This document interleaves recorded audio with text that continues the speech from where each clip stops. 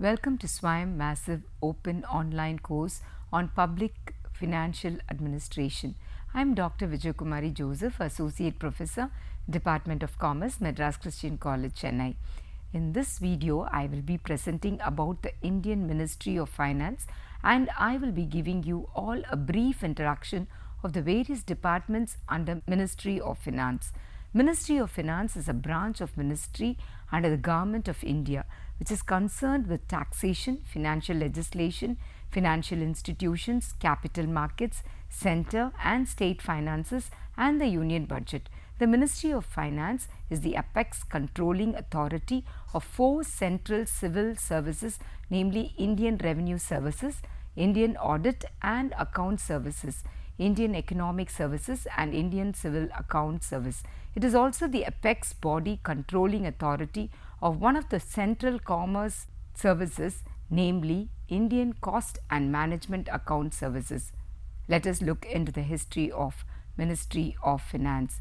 The Ministry of Finance was formed on 29th October 1946.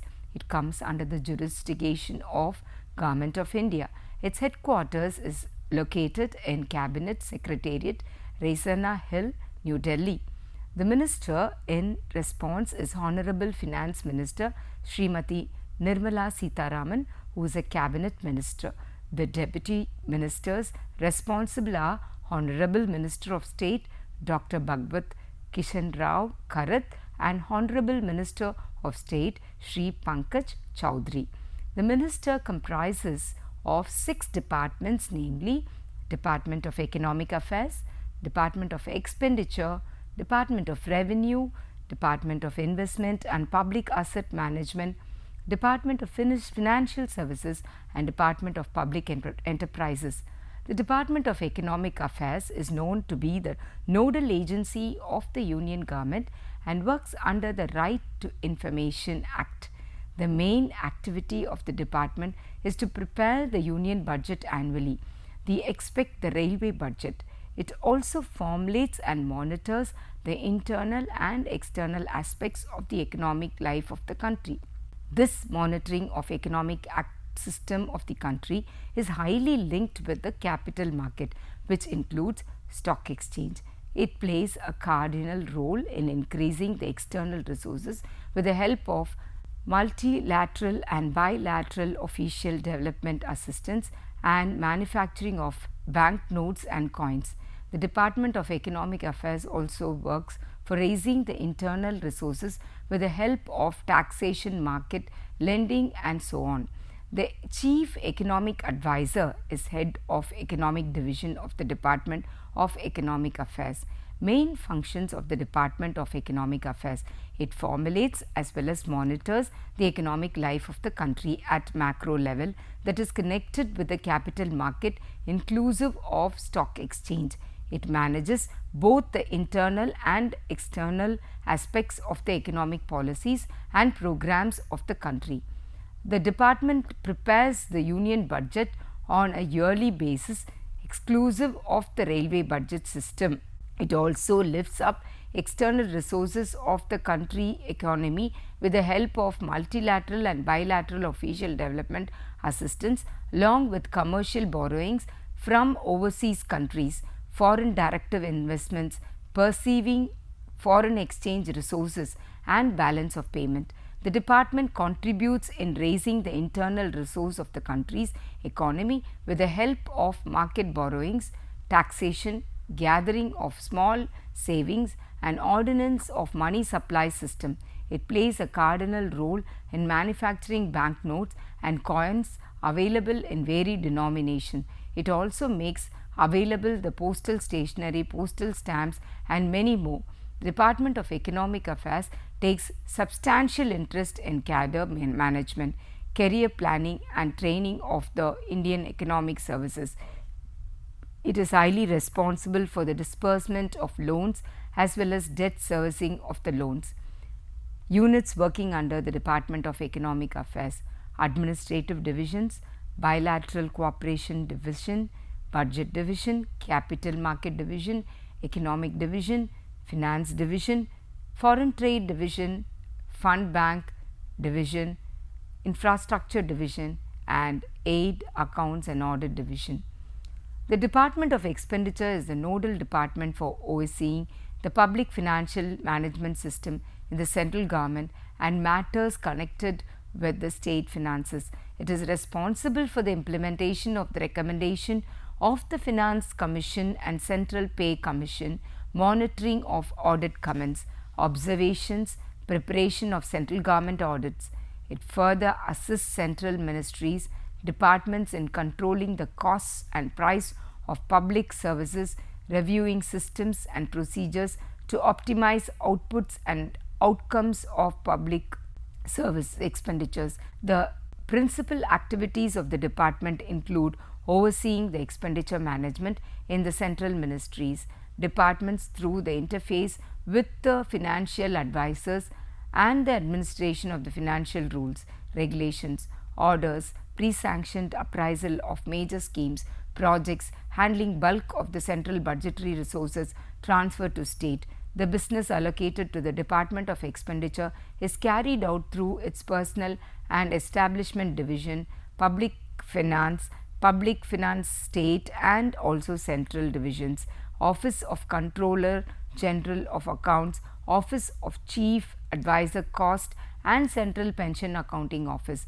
The department also has under its administrative control the National Institute of Financial Management, Faridabad, which is an autonomous body. Main functions of the Department of Expenditure: all matters connected with planned schemes of the states and release of central assistance thereunder, coordination with Planning Commission with regard to assessment of financial resources for states for financing their 5-year and annual plans, continuous monitoring of the resource and ways and means position of the states including their overdraft, analysis of state budgets, coordination work relating to states' market borrowings and guarantees, coordination with RBI in connection with RBI committees, finance secretaries meetings, issue of consent under Article 293 for raising loans by the state government as providing in annual plans, preparation of statistical materials relating to the state's plans and their finances, scrutiny of state legislation having bearing on the state's finances, financialization of accounts of central assistance given to the states for the state plans, preparation of briefs on states' finances and for other meetings in connection with the state's financial matters, etc., work relating to parliamentary questions of the allotted subjects and VIP references regarding state-related issues, compilation of data regarding debt, etc. It governs the fiscal rules and regulations along with the service status of the employees of central government. It fixes up the salary structure and grades as well as determines the policies regulating wages of the employees. The Department of Expenditure revises the payment system, forms a number of extra positions and fixes up the regulation regarding the pay scales of the employees. It also offers a range of other benefits to the employees which include rent for housing, daily travelling allowances, allowances for luxuries and other allowances. It provides the luxury allowance to the pensioners as well, apart from providing them with a satisfactory pension scale. In case of implementing any new facility, the Establishment Division of the Expenditure Department are mandatory for consultation. The Establishment Division of Expenditure Department is actively connected with the National Council of the JCM in all matters which have major financial implications and repercussions. It also formulates terms and conditions while appointing members for different committee and commissions, for example, retired judges of the Supreme Court and High Court. The department fixes up the fiscal power rules, general financial rules, staff car rules and so on. It offers bonus on the base of productivity ad hoc to the employees of the central government. The department monitors proposals initiated by commission abroad of the officers at additional secretary and above.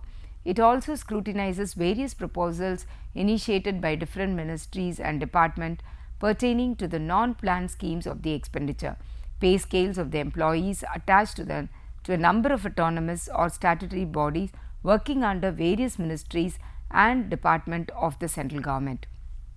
Other units of the Department of Expenditure: Plan Finance 2, Plan Finance 1, Office of the Chief Controller of Accounts, Finance Commission Division, Controller General of Accounts, Manual of Policies and Procedures for Purchase of Goods, Standard Request for Proposals, Selection of Consultants, Cost Account Branch, Compendium of Rules on Advances to Government Servants, National Institute of Financial Management, Bidding Document for Works, Pay Research Unit, Central Pension Accounting Office, Miscellaneous Department Branch, Staff Inspection Unit.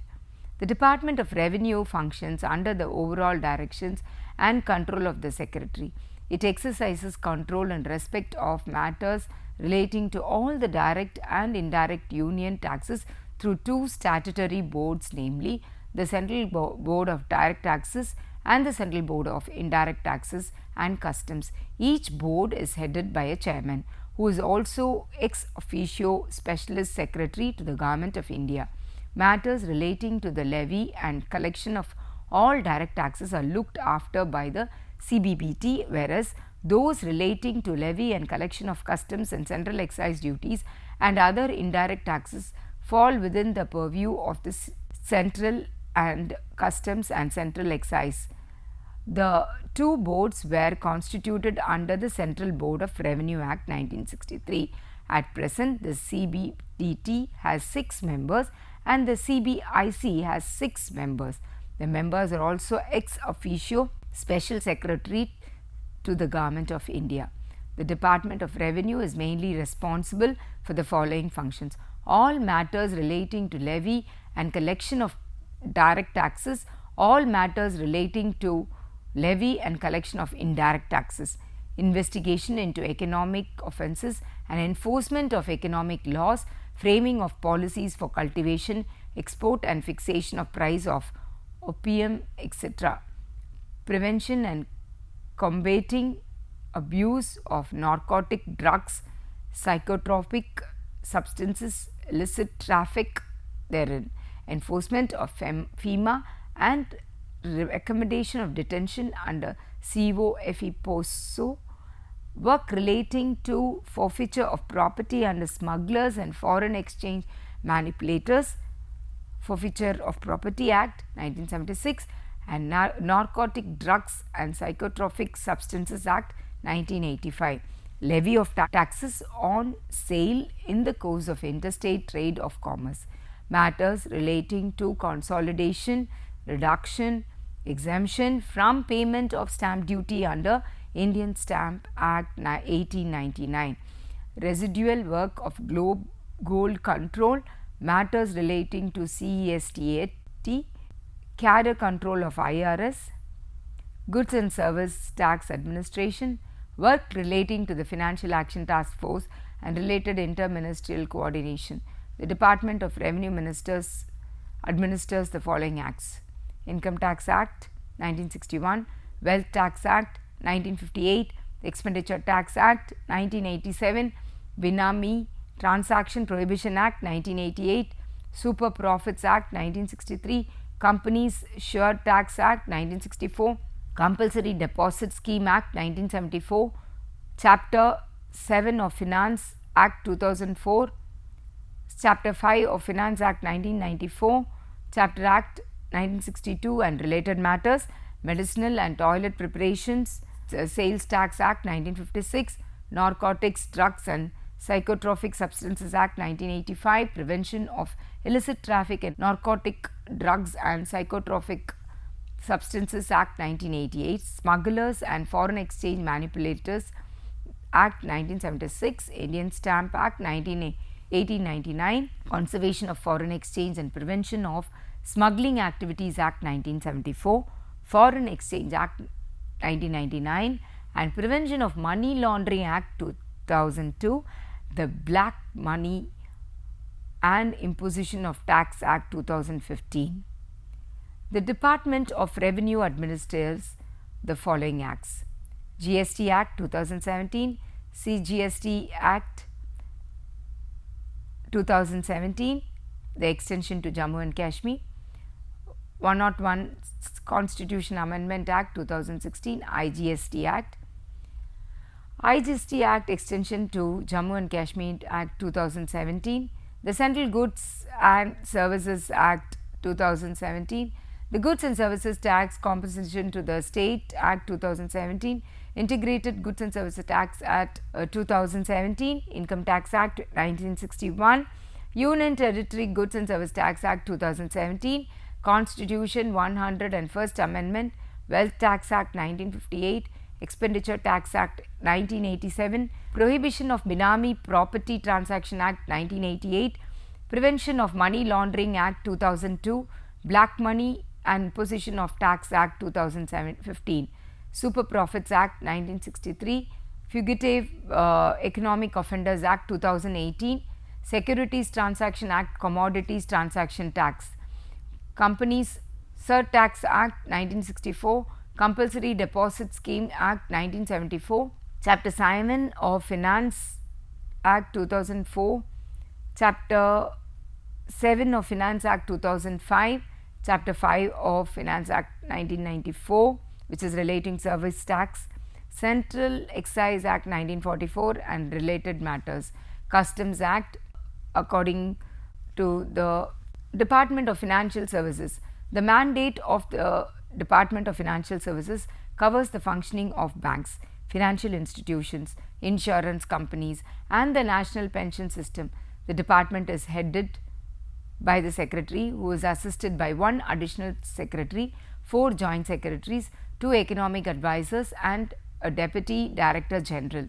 The Department of Financial Services oversees several key programs, initiatives and reforms of the government concerning the banking sector, the insurance sector and pension sector in India. The major functions of the department are as follows: Administration of Acts, Export-Import Bank Act 1981, National Bank for Financing Infrastructure and Development Act 2021, National Housing Bank Act 1987, Small Industries Development Bank of India Act 1989, Scheme for Financing Viable Infrastructure Projects, State Financial Corporation Act 1951, Administrative Matters relating to public sector banks, public sector insurance companies, public financial institutes, regulator and matters related to appointments of whole-time directors and government nominee directors in PFIs, implementation of scheme, emergency credit line guarantee scheme and businesses enterprises in meeting their operational liabilities and restarting their businesses in context with the disruption caused by the COVID-19 pandemic, scheme for financing viable infrastructure projects of IIFCL, international banking relation. In addition to these, work related to the office of the custodian, initiative and reform relating to financial inclusion, social security and insurance as a risk transfer mechanism, credit flow to the key sector of the economy including micro, small and medium enterprise, common man are some of the key focus areas being dealt by the departments. The key flagship schemes being currently run managed by the department, which include the Pradhan Mantri Jan Dhan Yojana, Pradhan Mantri Suraksha Bima Yojana, Pradhan Mantri Jeevan Jyoti Bima Yojana, Pradhan Mantri Mudra Yojana, Atal Pension Yojana, Pradhan Mantri Vaya Vadana Yojana and the Stand Up India schemes. Apart from these, emergency credit line guarantee scheme is also being implemented by the department. The department provides policy support to the public sector banks, public sector insurance companies and financial institutions like National Bank for Agriculture and Rural Development, Small Industries Development Bank of India, National Housing Bank, Import and Export Bank of India, National Bank for Financing Infrastructure and Development India Infrastructure Finance Company Limited, Industrial Finance Corporation of India, National Credit Guarantee Trustee Company Limited, etc. It also monitors and performs of these PSBs, PSICs and DFIs and undertakes policy formulation in respect of the banking and insurance sector in India. This department deals with legislative and policy issues pertaining to the concentrated regulatory bodies, that is the Reserve Bank of India, the Insurance Regulatory and Development Authority of India, and the Pension Fund Regulatory and Development Authority. DFS also deals with the legislative framework relating to debt recovery. Matters relating to international banking relations are also dealt by the department. Department of Investment and Public Asset Management. It was set up as a separate department on 10th December 1999 and was later renamed as Ministry of Disinvestment from 6th September 2001. The department took up all the functions of the ministry, which broadly was responsible for a systematic policy approach to disinvestment and privatization of public sector units. From 27th May 2004, the Department of Disinvestment is one of the department under the Ministry of Finance. The Department of Disinvestment has been renamed as Department of Investment and Public Asset Management from 14th April 2016. Current target of disinvestment for 2020 to 21 is rupees 1.20 lakh crore. Department of Investment and Public Asset Management deals with all matters relating to management of central government investments in equity, including disinvestment of equity in central public sector undertaking. The three major areas of its work relates to strategic disinvestment, minority stake sales and capital restructuring. It also deals with all matters relating to sale of central government equity through offer for sale or private placement or any other mode in the central public sector undertaking functions. As per the present allocation of business rules, the mandate of the department is also as follows. All matters relating to management of central government investments in equity, including disinvestment of equity in central public sector undertakings, all matters relating to sale of central government equity through offer for sale or private placements or any other mode in the central public sector undertakings, decisions on the recommendations of administrative ministries for disinvestment, including strategic disinvestment, all matters related to independent external monitor for disinvestment and public asset management, decisions in matters relating to the central public sector undertakings for purposes of government investment in equity like capital restructuring, bonus, dividends, disinvestment of government equity and other related issues.